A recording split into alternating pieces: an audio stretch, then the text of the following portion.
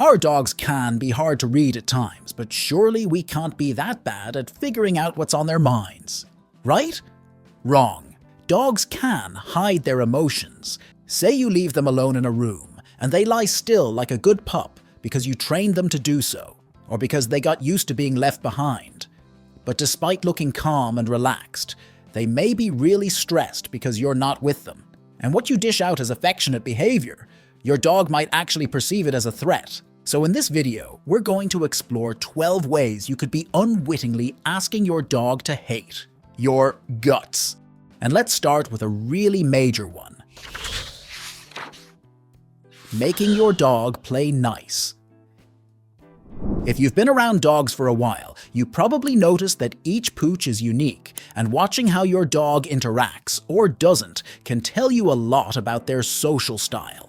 Is your pooch literally a party animal, or are they a shy pup who might give a quick hello sniff? But that's it, thank you very much. You can tell this by looking at your pup's tail first. If it's tucked in all the way and their ears are pinned back, it's a stop sign for you. Some dogs also stiffen up, lick their lips and look away. And then there are the especially, shall we say, vocally opposed, those who bark, growl, or worse. Moments like these, pushing your pup to interact like a nice boy, can lead to some awkward park encounters. If we're honest here, many dog owners harbor the miscongeniality fantasy, but what they forget is that dog socialization is not about making your dog friendly to others. It's about helping them become confident and relaxed in various situations that life or you might throw at them. The prime window for socializing puppies is famously between 3 and 12 weeks of age. For some breeds, it can extend up to 20 weeks. But what if you got your pup even later than that? It's still possible to help adult pooches navigate the social maze, but let them approach new friends at their own pace, and always have a treat ready to reward brave social steps, slowly building up their social appetite.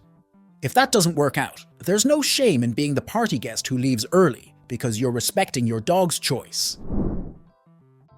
Let's see what else we may be getting wrong, shall we? We may want our pups to follow us everywhere, maybe except a bathroom and a laundry room. Fine, almost everywhere. But if they're ever ready to give you some me time, it's probably when you light up. Just like us, dogs have lungs. Surprise! And those lungs don't appreciate a cloud of smoke. If they could, your pup would probably wear a little no smoking t-shirt just to make a statement. A dog's sense of smell is about 10,000 to 100,000 times more acute than ours, so it's no surprise they're not keen on sharing your smoke break.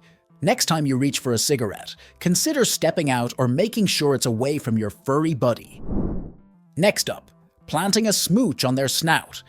This might seem like the ultimate display of affection. Who can resist that cute, furry, fluffy mutt? But as they're getting a face full of love, what's probably going through their mind is, hey Sharon, remember the concept of personal space? While we interpret kisses as signs of affection, dogs use their noses to learn about their environment. So a kiss on the snout can be more confusing than comforting. It's a bit like having someone blur your glasses just as you're enjoying a beautiful view. Love is best expressed in a language that the recipient understands. Cue ear and back scratches. What about curling up on the couch for a movie marathon? A horror movie might be your idea of a thrilling night in, but those loud, sudden noises that make you jump? Imagine how they sound to your pooch, whose ears are finely tuned to pick up even the slightest whisper. Dogs can hear frequencies up to 45,000 hertz, while humans top out at about 20,000. That means every scream and sound effect is amplified twice in your dog's sensitive ears, leading to anxiety or fear. The National Sleep Foundation reports that dogs spend about half their days sleeping. During all this time, who hasn't wanted to sneak a cuddle when their pup looks irresistibly peaceful? Sadly, the sweetness of the moment doesn't last long. Dogs value their sleep as much as we do, and being abruptly woken up can turn your usually sweet pet into a grumpy furball. Like humans, dogs cycle through stages of sleep, including the deep REM stage where the magic of dreaming happens. Dogs dream too, and disturbing them during a dream can be disorienting or even scary. Besides, research suggests that smaller dogs may have more frequent dreams than larger dogs. So if you have a little dog, they're likely a frequent flyer in dreamland. It's best to let sleeping dogs lie, literally. If you need to wake your dog, it's kinder to do so gently. Try not to shake or startle them awake. Instead, calling their name softly or lightly tapping the floor beside them can ease them out of slumber more comfortably. While it might seem like the responsible thing to do, dogs, like little kids, often wrestle as a form of play and social learning. This can look pretty dramatic. There's lots of noise, mouth fencing, and rolling around, which can be misleading. But try observing their body language. Signs of healthy play include loose, relaxed movements. What's interesting is that dogs will self-handicap during play, meaning a stronger dog might let the weaker one win to keep the game going. However, knowing when to intervene is also crucial. If the play escalates to non-stop barking, growling that seems more intense, or one dog trying desperately to escape, it's time to call a timeout. Stepping in should be a calm, controlled action, distracting them with a loud noise rather than physically pulling them apart. We often wish dogs would come with a "this is my backstory" manual, especially rescues who may have had rough starts. Turns out, dogs have a memory system that's very much geared towards associative learning, which means they link a stimulus, like the sound of a thunderstorm, and the experience, such as the fear it induced.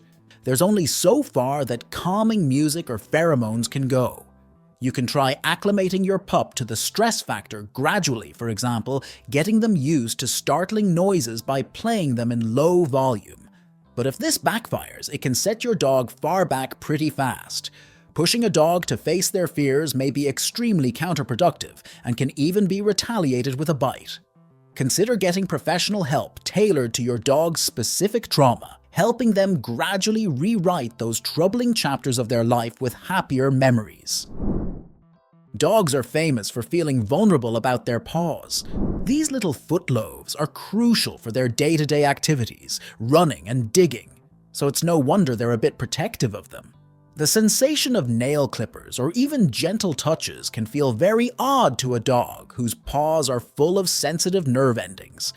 If you're looking to make mani-pedi time less stressful for your pooch, gradual desensitization to that toe-curling trial can help. Start by gently touching their paws while they're calm and relaxed, offering treats to build positive associations. Patience is key. No one likes a rushed pedicure, especially not your dog. Being a clean freak might make your home sparkle like a showpiece, but for your mud-loving mutt, it could be a bit of a buzzkill. Dogs and dirt often go together like peanut butter and jelly. If your pup could argue this point, they'd probably point out that regular exposure to small amounts of dirt and germs can help strengthen their immune system. Plus, sniffing around and getting a little grubby is how dogs explore the world. It's crucial to keep your dog reasonably clean, especially if they're fond of jumping on white sofas.